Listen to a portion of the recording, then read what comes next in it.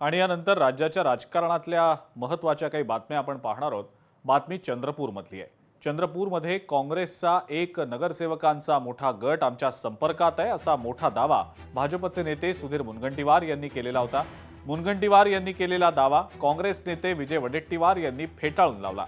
चंद्रपूरमध्ये काँग्रेसचाच महापौर बसवणार असा निर्धार सुद्धा वडेट्टीवार यांनी बोलून दाखवलाय। संवाद तर सर्वांशी सुरू आहे।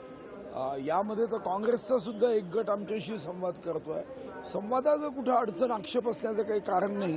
आपापल्या पद्धतीने प्रत्येक जण संवाद करतो। काँग्रेसचा कुठला गट धानोरकर गट की वडेट्टीवार गट? नाही, कोणता गट नाही, ते काँग्रेसचे आहे। आता नेत्यांनी त्यांना वाटलं असेल, आमच्यासाठी ते काँग्रेसचे आहे। पण कुठतरी काँग्रेसमधला अंतर्गत वाटाघाटी जे सुरू आहे किंवा वाद सुरू आहे त्याचा फायदा भाजपला होऊ शकतो, रणनीती रचली जाते। नाही, आम्ही रणनीती रचण्याचा विषय नाही। आम्ही स्वतःहून काही त्यांच्याशी संपर्क केला नाही, त्यांनी आमच्याशी संपर्क केला। त्यांच्याकडून संदेश घेऊन काही कार्यकर्ते आले आणि ते म्हणाले की तुमच्यासोबत आम्हाला चर्चा करायची आहे। मग आम्ही चर्चा त्यांच्याशी पहिल्या फेरीची आमची झाली आहे।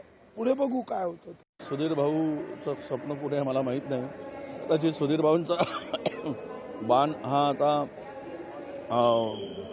ते काय म्हणतो त्याला बिन बिन बिन तीर का कमान असं कदाचित होऊ शकतं। त्यामुळं ते त्या सुधीर भाऊच्या बाणामध्ये आता तीरच नाही आहे।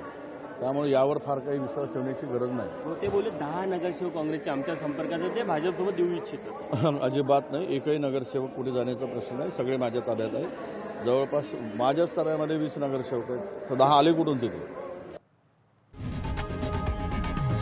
लोकशाही मराठी ऐका, पहा, जागरूक रहा।